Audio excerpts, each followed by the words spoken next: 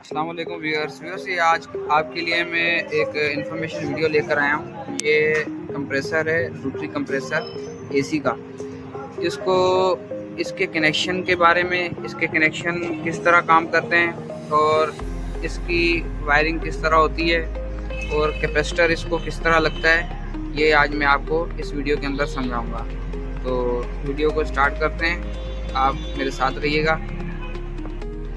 सबसे पहले हम इसके ऊपर से इसकी कनेक्शन, ये इसकी डब्बी है, ये हम खोल लेते हैं। ये इसको 8 नंबर का नट लगा होता है जो हम ये गोटी के ज़रिए खोल रहे हैं। आपको नट खुल चुका है, ये भी हमने इसको यहाँ से खोल लिया है। अभी सबसे पहले हम इसके कनेक्शन हटा लेंगे यहाँ से। मैं आपको इसके हमने इन टांकों को खोलना है इसको ऑन करने के लिए। सबसे पहले इसके ये लाइनें इसकी क्लियर कर लेंगे, लाइनें खोल लेते हैं।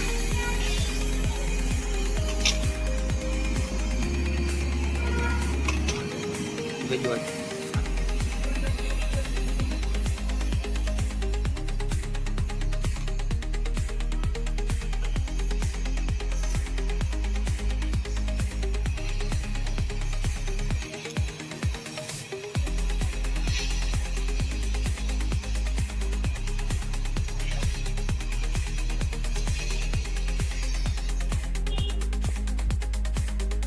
अभी हम इसकी सीरीज पे स्टार्टिंग चेक कर लेंगे। ये आपके सामने लगा रहे हैं। तो ये अभी इसकी हम सीरीज पे स्टार्टिंग चेक करेंगे। इस तरह है कि आपने पहले पॉइंट लगाना है किसी भी एक पिन पे और एक बॉडी के साथ। ये आपको दिख रहा है, ये शार्ट नहीं है। अभी इस पे लगाते हैं, नहीं है शार्ट। इस पे लगाते हैं, नहीं है शार्ट। मतलब ये शार्ट नहीं है, बॉडी से बिल्कुल भी शार्ट नहीं है। तो अभी इसकी पिनें को आपस में चेक करते हैं कि ये काम कर रही है कि नहीं। ये देखें आप, बिल्कुल अंदर से सर्किट इसका हमें ओके बता रहा है कि ये अंदर पिनें इसकी बिल्कुल वाइंडिंग में कनेक्ट हैं और काम कर रही हैं, आपस में बता रही हैं सीरीज़ पर। ये आपको दिखा रहे हैं इसके हर कंप्रेसर के अंदर, चाहे वो फ्रिज का हो चाहे एसी का हो, हर कंप्रेसर के अंदर ये 3 पिनें लाजमी ही होती हैं। ये 3 पॉइंट पर ही ये रनिंग करता है हर कंप्रेसर के अंदर। और हर कंप्रेसर में कॉमन भी होती है, हर कंप्रेसर में रनिंग भी होती है, हर कंप्रेसर में स्टार्टिंग भी होती है। तो ये सभी कंप्रेसरों का सिस्टम इसी तरह होता है। तो ये कि फ्रिज के अंदर काफ़ियों में रनिंग कैपेसिटर लगता है और काफ़ियों में नहीं लगता है। एसी में रनिंग कैपेसिटर लाजमी ही लगता है। तो ये 3 पॉइंट होते हैं। स्टेप, ये आपके पास लीड होनी चाहिए। ये जो आप देख रहे हैं ये 3 वायर है इसके अंदर, 3 तारों वाली ये आपके पास लीड होनी चाहिए। इस लीड में ये आपको नज़र आ रहा है ओवरलोड। ये इसका ओवरलोड है। लाइट कम ज़्यादा होने की सूरत में ये काम करता है। तो ये ओवरलोड पे जो वायर लगी हुई है, ये वायर हमेशा कॉमन सी की वायर, कॉमन की वायर पर लगेगी। ये आप आगे आएंगे आपको नज़र आएगा ये सी लिखा हुआ है। तो इस वायर को हम हमेशा यहाँ पर लगाएंगे, ठीक है। सेकंड नंबर पे ये येलो वायर है इसकी। येलो वायर हम लगाएंगे इसके एस वाले स्टार्टिंग वाले पॉइंट पर। ये आपको दिखा रहे हैं, ये लग चुकी है, ठीक है। ये इसकी रेड वायर है। इस वायर को हम लगाएंगे इसके रनिंग वाले पॉइंट पे, आपको नज़र आ रहा होगा।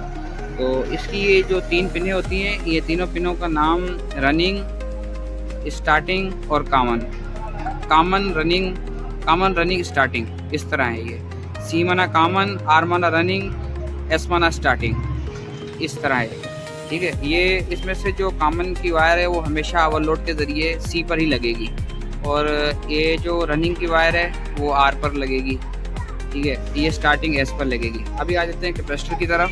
अभी हम कैपेसिटर की तरफ कैसे वायरिंग करेंगे।